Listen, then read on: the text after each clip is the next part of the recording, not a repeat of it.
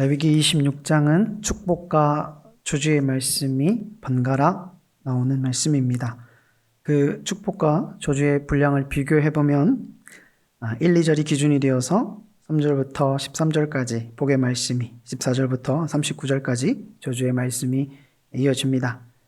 아직 약속의 땅에 들어가지도 않은 이들에게, 뭔가 해보지 않은 이들에게 하나님은 단호하고 명확하게 저주를 더 많이 말씀하십니다.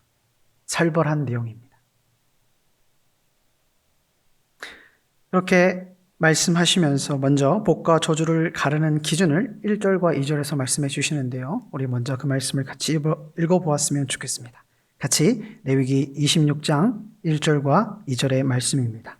같이 읽겠습니다. 우상을 숭배하지 말고 안식일을 거룩히 지키고 성소를 경외할 것을 하나님께서 요구하고 계십니다. 10계명, 1, 2, 4계명이 등장한다고 볼 수 있습니다. 그리고 나서 3절이 시작됩니다. 너희가 내 규례와 계명을 준행하면 이라고 말씀하시면서 복에 대해서 이야기하십니다. 복과 저주의 기준을 이야기할 때 1절, 2절의 말씀을 가지고 와서 생각할 수 있겠죠. 내 규례와 계명이 무엇이냐? 우상 숭배하지 말고 안식일을 범하지 말고 성소를 경외할 것을 요구한다고 볼 수 있습니다. 그러나 이 레위기 26장이 위치하고 있는 그 위치를, 레위기에서 위치를 생각해보면 사실은 레위기가 가르치고 있는 제사제도, 정결예식, 도덕법 등 수많은 가르침, 하나님께서 이스라엘 백성들에게 요구하는 그 모든 내용들을 포함한다고 볼 수 있는 것이죠. 그 중에 대표적으로 가장 강조되는 내용들을 1절과 2절에 이야기한 뒤에 이제 복과 저주에 대해서 이야기하는 것입니다. 그러면 어떤 복을 받는다고 이야기하고 있습니까? 농사의 결과도 좋고 평화도 얻고 원수들과의 싸움에서도 승리하고 번성하게 되어서 결국은 하나님의 언약을 알게 될 것이다, 누리게 될 것이다 라고 말씀합니다. 아브라함과 이삭과 야곱에게 하신 약속, 자손의 복과 땅의 복을 누리게 된다고 말씀해 주십니다. 그리고 11절, 12절에서는 하나님께서는 그래서 그 복을 받은 결과 내가 너와 함께 있고 내가 너희와 함께 있어서 내가 너희를 내 소유 삼아 내 백성으로 삼는다 라고 말씀하십니다. 복의 결과가 이와 같다는 것이죠. 그리고 13절에서는 내가 왜 이렇게까지 하느냐 라는 이유에 대해서 설명해 주십니다.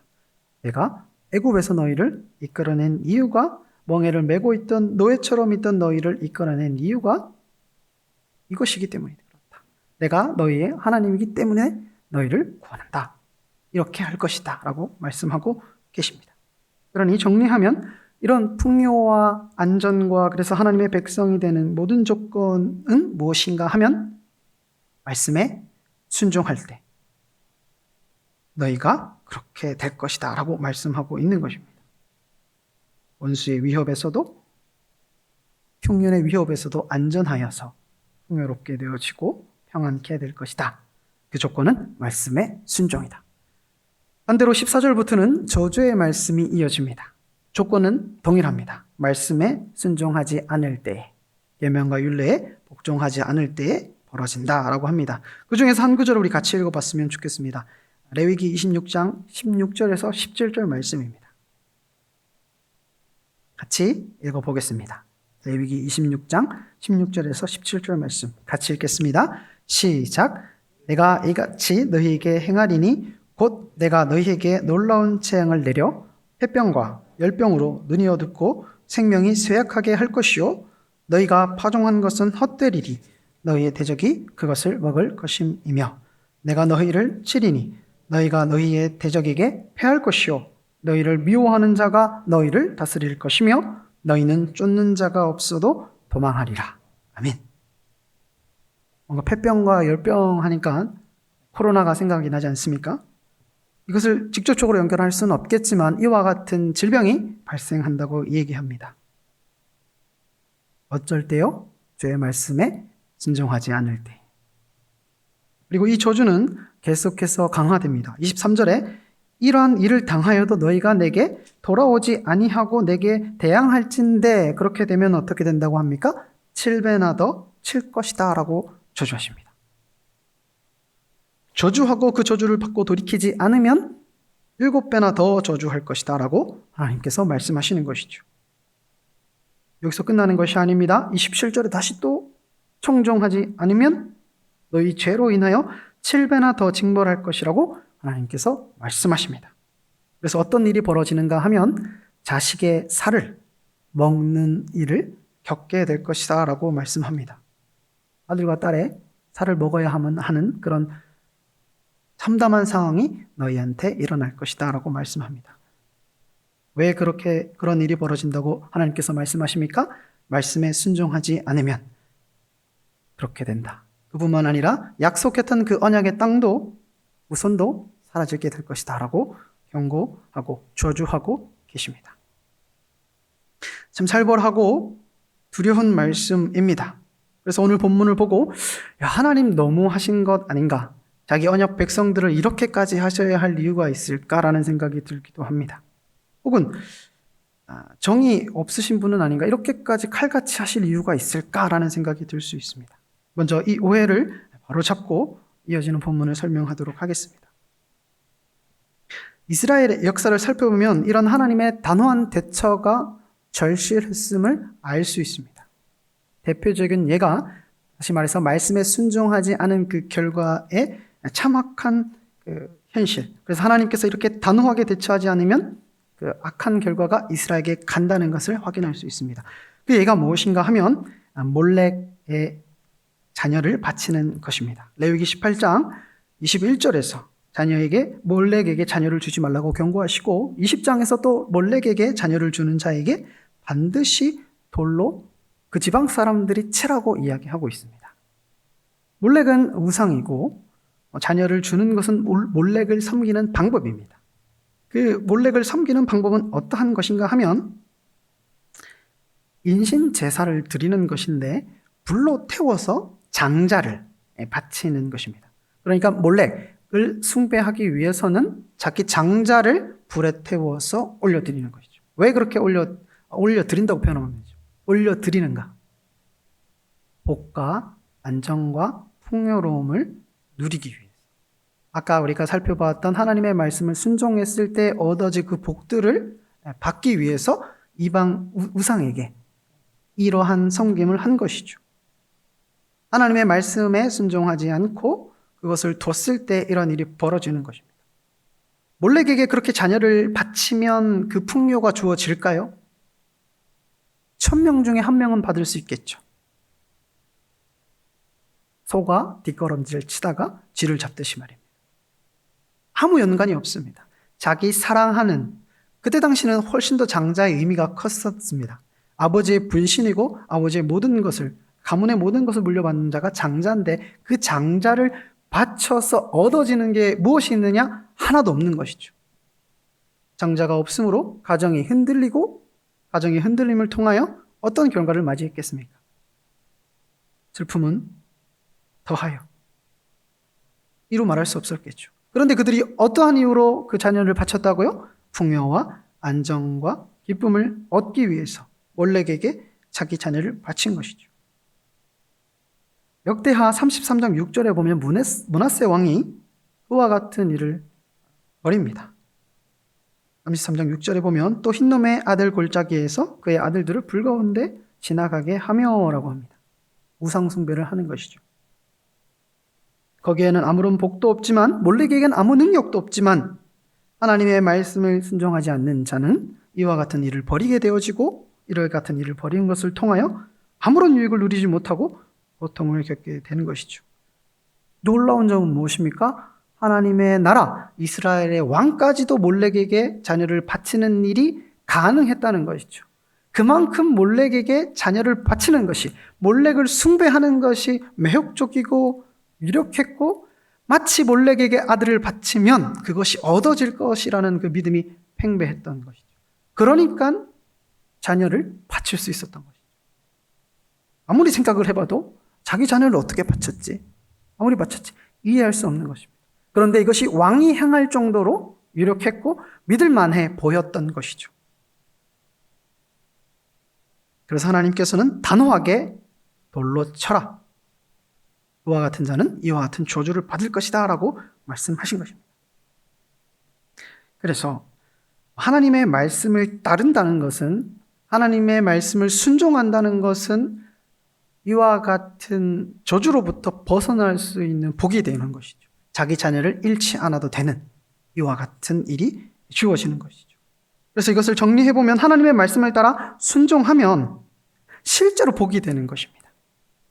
아들을 잃지 않아도 되는 것입니다.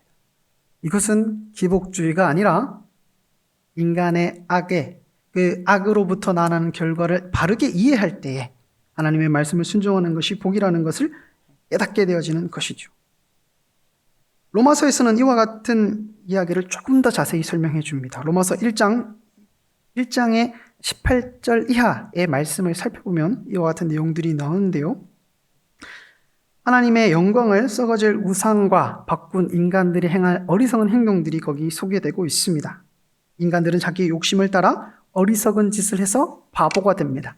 그래서 하나님의 영광을 썩어질 아무 의미 없는 우상과 바꾸고 그들이 어떻게 됐느냐? 26절에 그들의 부끄러운 욕심에 하나님께서 그것을 내버려 두심을 당하게 되어서 그들의 여자들도 쓸 일대로 쓸 것을 바꾸어 영리로 쓰고 라고 등장하죠. 여기에 동성애가 등장하는 것이죠. 어리석어지는 것입니다. 하나님의 말씀을 따르지 않고 하나님을 하나님의 위치에 두지 않는 자들은 이와 같은 저주에 빠지게 되어지는 것입니다. 그러니 말씀에 순종하는 것은 우리를 그러한 저주로부터, 그와 같은 참담한 상황으로부터 구원하는 복이 분명합니다. 그래서 말씀에 순종하는 것은 복이고 불순종하는 것은 저주인 것이 되는 것입니다.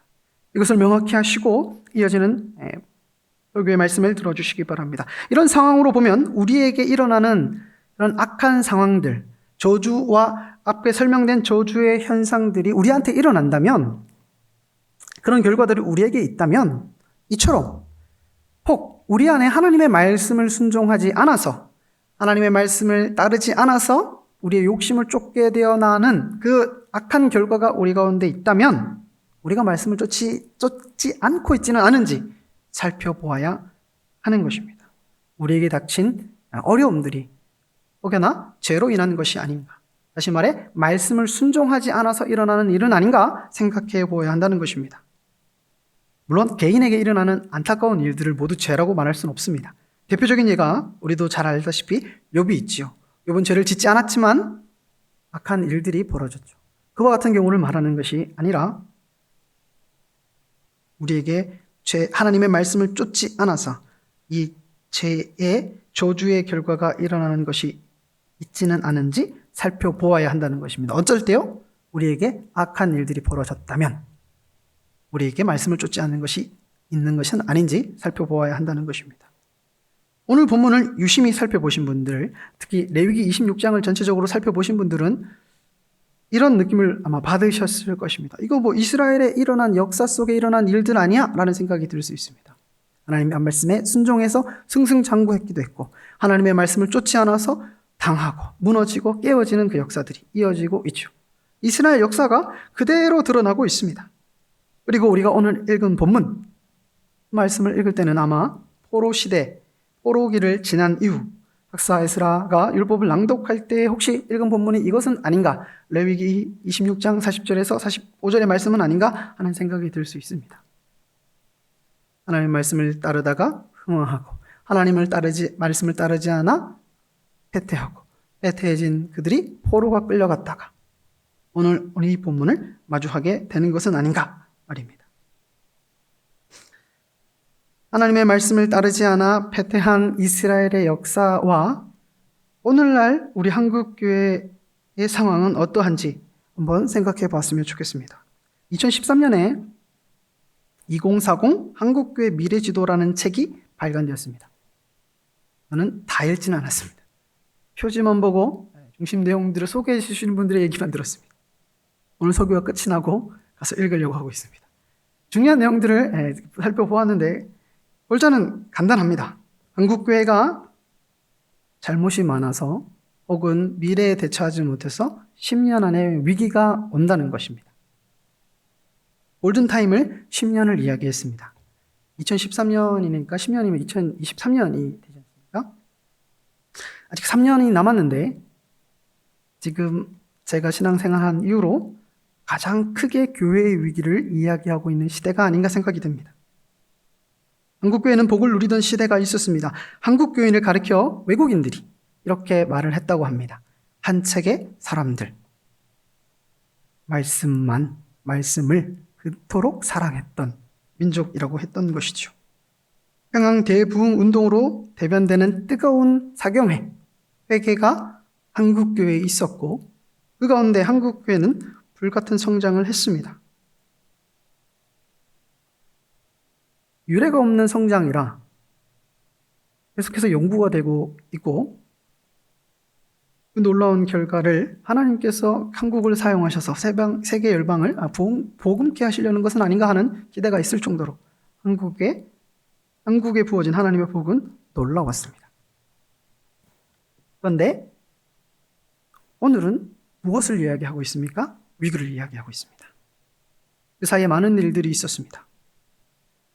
복을 쫓기 위하여 기복주의 신앙이 유행했고 교회 내에는 여러 가지 범죄들이 일어났습니다. 제가 군대에 갔었을 때 일어난 일들이었습니다. 총회에서 이루 말할 수 없는 일들이 벌어졌고 그와 같은 일들이 계속해서 있었습니다. 그런데 제대로 된 치리가 이루어지지 않은 채 무마되어 왔습니다. 다시 말해서 말씀의 불순종이 축적되어 왔습니다. 오늘 코로나 사태를 우리가 맞이하면서 교회는 분명히 위기에 빠졌다는 것을 인정하고 있습니다. 왜 이런 위기가 우리 가운데 일어났을까?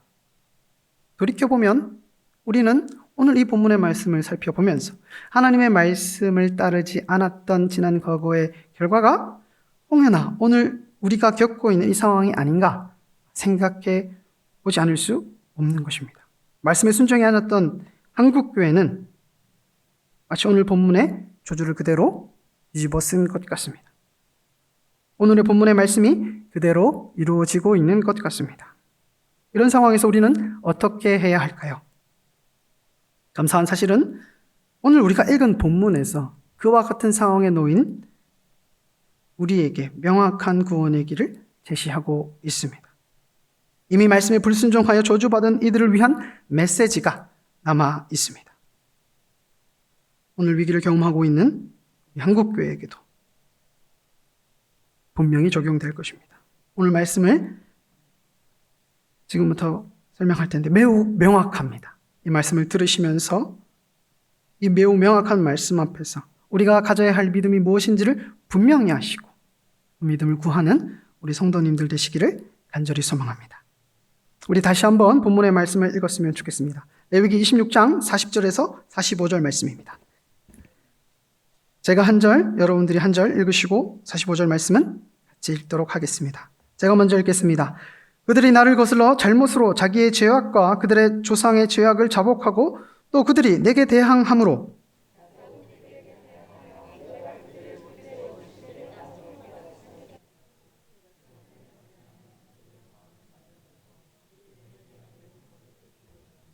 내가 야곱과 맺은 내 언약과 이삭과 맺은 내 언약을 기억하며 아브라함과 맺은 내 언약을 기억하고 그 땅을 기억하리라.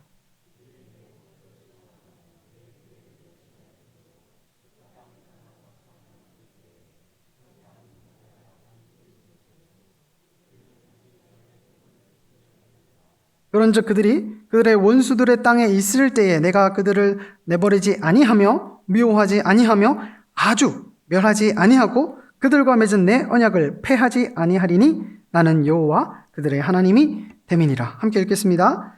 내가 그들의 하나님이 되기 위하여 민족들이 보는 앞에서 애굽 땅으로부터 그들을 인도하여 낸 그들의 조상과의 언약을 그들을 위하여 기억하리라. 나는 여호와이니라. 아멘. 이를 요약하면 세 마디가 됩니다. 자복하면 할례 받지 아니한 마음이 낮아져서 하나님께서 주시는 형벌을 기쁘게 받으면 하나님이 언약을 기억하여 주실 것이다.